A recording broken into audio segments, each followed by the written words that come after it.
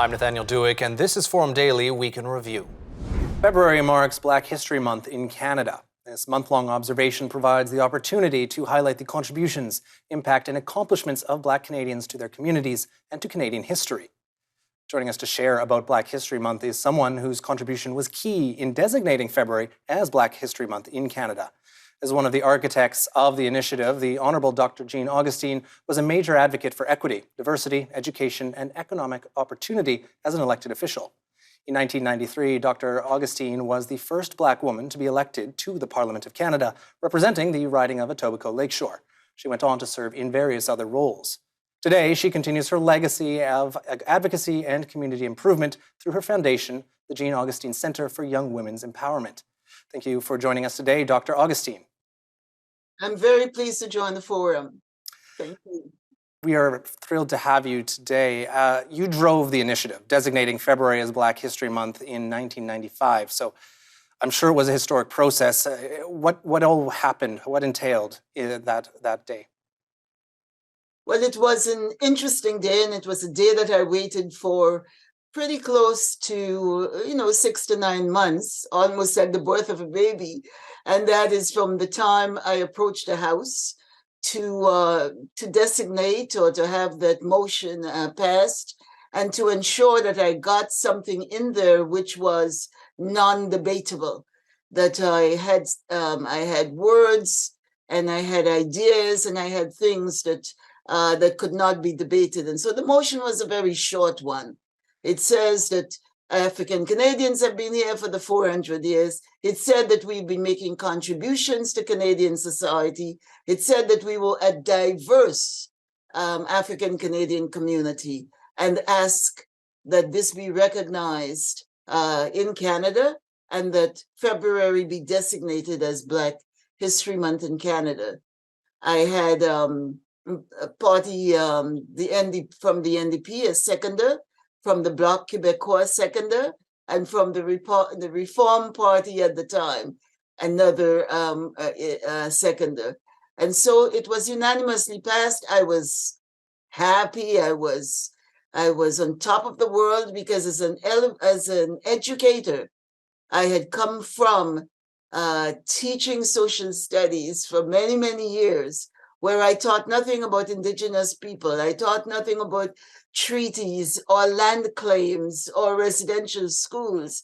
I saw nothing in the textbook about African Canadians, with the exception of the Underground Railroad. And so I was happy that now that the House, Canada as it were, has designated February as Black History Month in Canada, that now educators, teachers, curriculum writers, entertainers, corporate Canada, religious settings, that we will now acknowledge the contribution of people of African descent.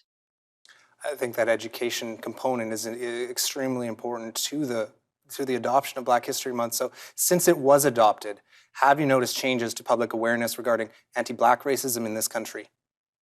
Well, I think it has made a big difference, because, as you know, we're talking now because we're talking about Black History Month in Canada. Black History Month is celebrated and acknowledged all across this country, from coast to coast to coast. And one of the things that I have been stressing, Nathaniel, and I want to stress it here, is that Black history is not just for Black people. Black history is Canadian history. It's all of our history. And it's important for us to know each other's history. I also want to stress that it's Black History Month in Canada. In the United States, they're also celebrating Black History Month. They started since 1929.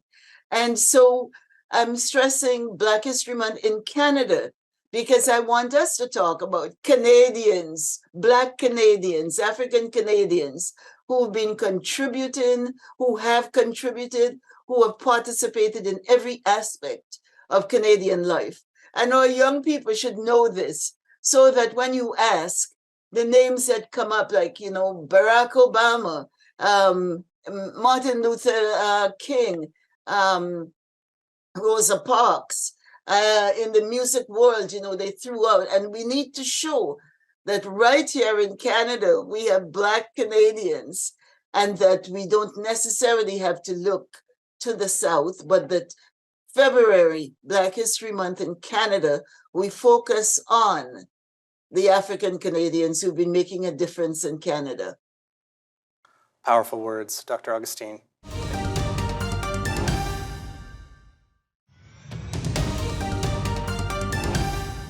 China says it will resolutely safeguard its legitimate rights and interests over the shooting down of a suspected Chinese spy balloon by the United States. The incident has prompted U.S. Secretary of State Antony Blinken to cancel a visit to Beijing that had offered slight hopes for an improvement in relations. China says the object was a civilian balloon used for meteorological research, but has refused to say to whom it belongs. China's foreign ministry has criticized the U.S. for overreacting and using force. It is demanding that the United States return the debris, which American authorities have said they intend to collect for study. With us to discuss the situation is Nathan Picarsik, a senior fellow at the Foundation for Defensive Democracies with a focus on China policy. Mr. Picarsik, welcome to Forum Daily.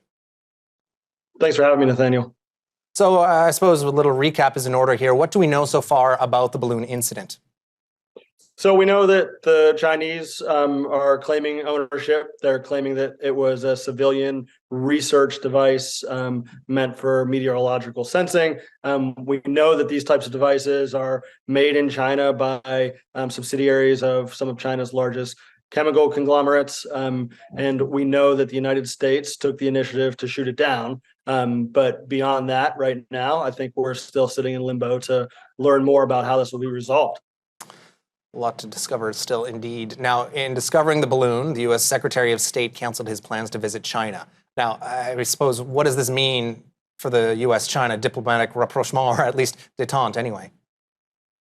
Yeah, there was some sense in the lead up to this incident that there was a cooling of tensions and there may be détente of some sort. I think this puts that to rest. I think this incident demonstrates loud and clear that the Chinese are intending to compete with the United States and other Western democratic actors, and that the United States and its allies and partners need to stand up for their own sovereignty. I think this probably should put a calm to discussion of détente and lead to a broader awakening among American public as well as among allied and partner public audiences.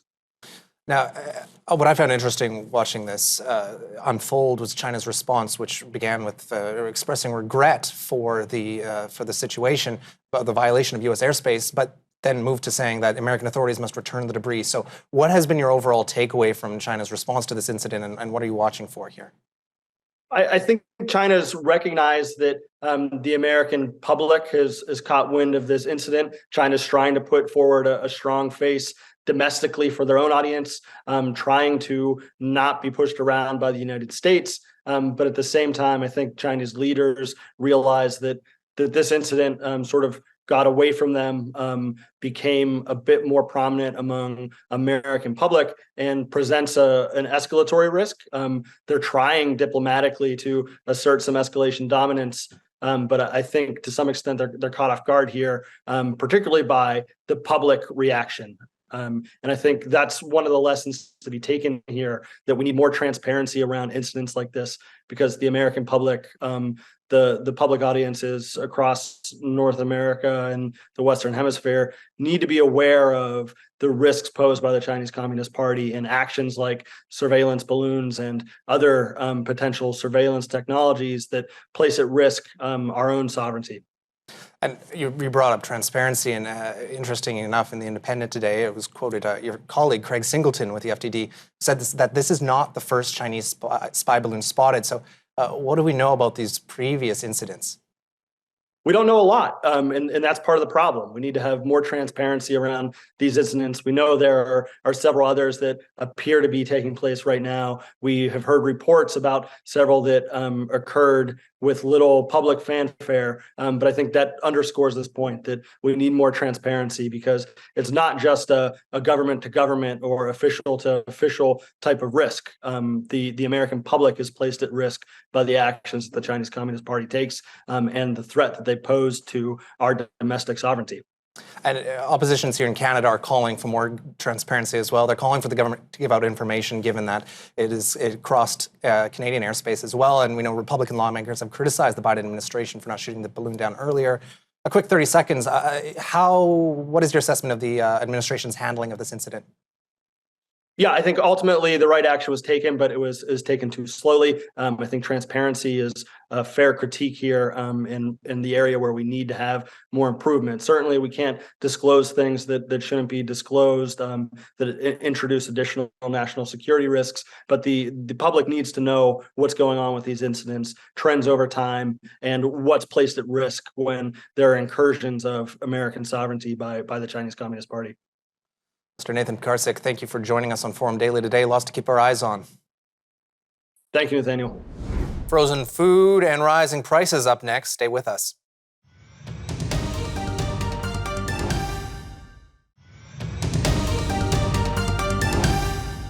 Nestle Canada has announced it will be phasing out the sale of its frozen meals and pizzas in Canada over the next 6 months.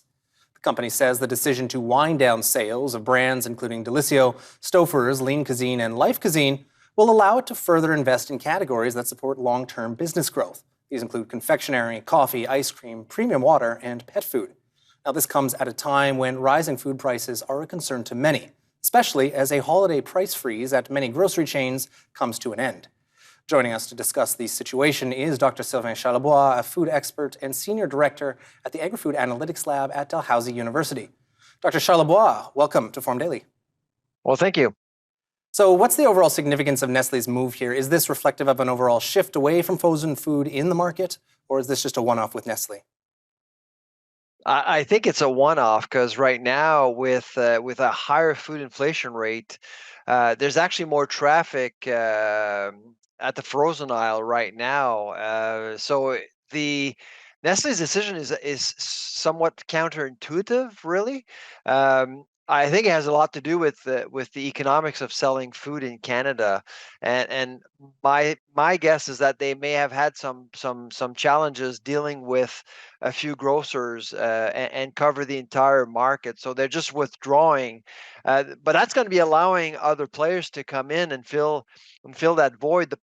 The problem right now is that we're looking at a 6-month window here. They're exiting in 6 months, which doesn't give the industry a whole lot of time to pivot. Indeed, pivot. And as you mentioned there, you are seeing more traffic at the frozen food aisles. So how significant overall is for the frozen food sector to lowering food costs for families and individuals, as well as the grocery sector writ large? Well, I'm sure you've been at a grocery store of late, and you may have noticed that that the frozen aisle has gotten much bigger. I mean, it's really big, and Nestle actually covers several SKUs. I'd say probably, when you look at doors, it may cover 10, 15 doors in some cases. So it's a lot of SKUs to cover, absolutely. But over the years, we've seen more investments, more companies looking in frozen foods, just because it's convenient, it's practical, it's affordable, and you can actually store it for a while, forget about it, and whenever you need something right away, well, it's there. Convenience, yes. Now, shifting gears slightly, we know that the major grocery chains have ended or are ending their holiday price freeze. So what is the impact here? What can consumers expect to come down the pipeline? Well, we're expecting the frozen aisle to become a little bit more expensive, the center of the store as well. The so-called blackout period has ended. So, and that would impact non-perishables, and of course the freezer aisle. The freezer aisle has become more popular of late in recent years, just because of the quality. The quality has improved massively. There's more choice as well. But we are expecting the end of the so-called price freeze to actually impact different products, but it may actually not last. We are expecting by mid-spring things to level off a little bit when it comes to prices. Well, mid-spring leveling off prices. I'm sure that's good news for everyone, myself included. Now, if we can take a look at specific grocery sets, what are we expecting to see the biggest price increases? I know you mentioned frozen foods, but are there other sectors as well? So when you look at the entire grocery store, I'd say there are two areas where we are expecting food prices to increase. One is dairy. On February 1st, farm milk prices did go up. Farmers are getting more. That's going to work its way. That increase is going to work its way through the supply chain. And that's going to impact consumers. Well, right away with fluid milk, and later on with cheese, yogurt, and other dairy products, unfortunately. And the other category is bakery. Bakery really has gone up in price, and so we are expecting that trend to continue, unfortunately. Bakery, dairy. This brings to mind something I've seen south of the border, a lot of reports about egg smuggling into the United States. Now, we haven't really seen that issue necessarily here in Canada. Egg smuggling, as a concept seems very unique. But what is the situation? What's driving that egg shortage in the United States? That's a good question, and we actually do get that question a lot. A lot of people are concerned about egg prices and egg shortages. The regime in the United States is very different. Egg prices have gone up 60% year to year, but in Canada, it's gone up 17% due to the fact that we have a highly vertically coordinated industry in Canada, allowing farmers, the CFI, and everyone else involved uh, with the industry to better manage risks related to the avian flu. The avian flu really has made things very difficult in the U.S. A look at how rising interest rates are impacting homeowners up next.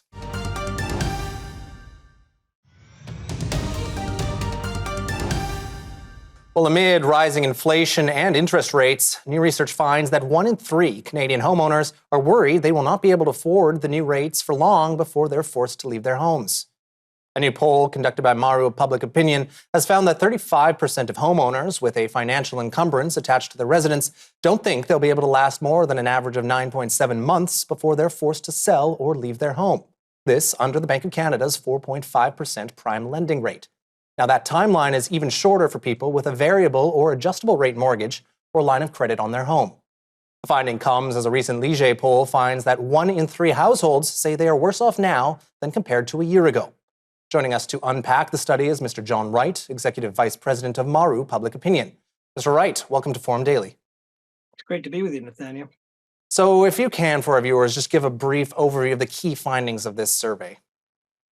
Well, of course, we took a survey of Canadians and a subset of those who actually have either a variable or a fixed mortgage or a line of credit. And what we found was 70% of people across this country being affected by interest rates. And the Bank of Canada has recently driven it up to 4.5%. And even though they're holding and they may have to go higher at some point, interest rates affect more than just houses. They affect credit cards, lines of credit, and a whole series of other things. So Canadians right now have been feeling the pinch, especially with the inflation being as high as it has been.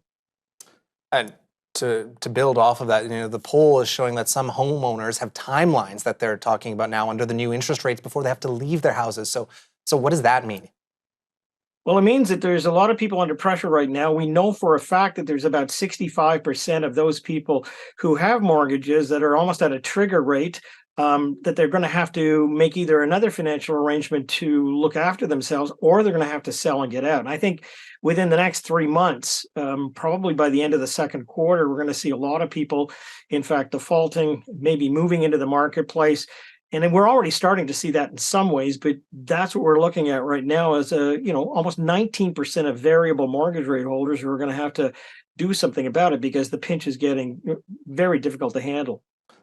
The pinch isn't just happening to those with encumbrances on, but we also found that the study that just over half of homeowners without a loan or mortgage said they've also been affected by the rising rates. So I suppose the question is, how significant is the overall interest rate to the health of the housing market right now?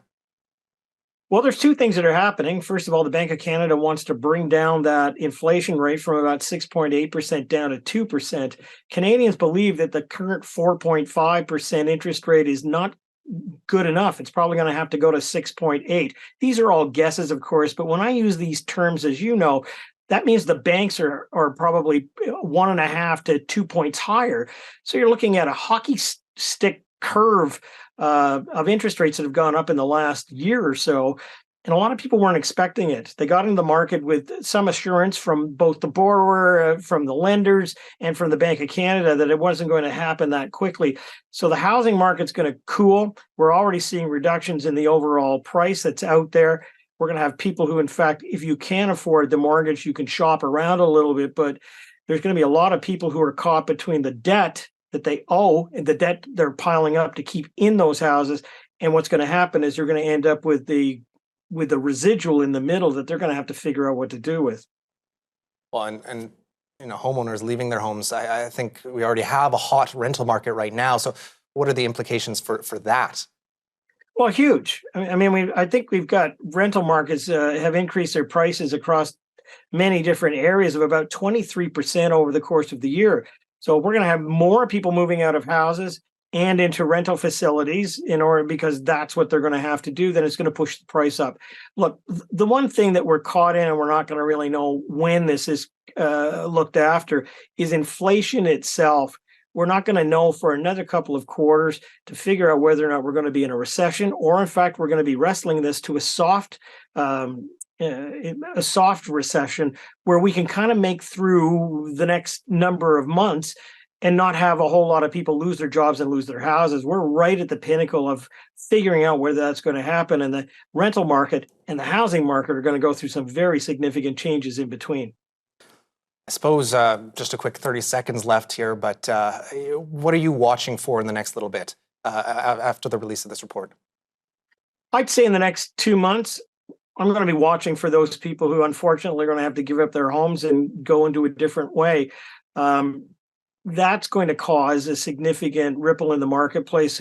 And I think in terms of overall structures moving forward, the people who are going to end up in the longest end of the stick are those who wanted to get into the market in the first place. A lot of young people who see this as a goal that they can't even get close to. Those are the people that I'm going to be watching after this. I'm Nathaniel Dewick, and thanks for joining us today on Forum Daily Week in Review. We'll see you next time.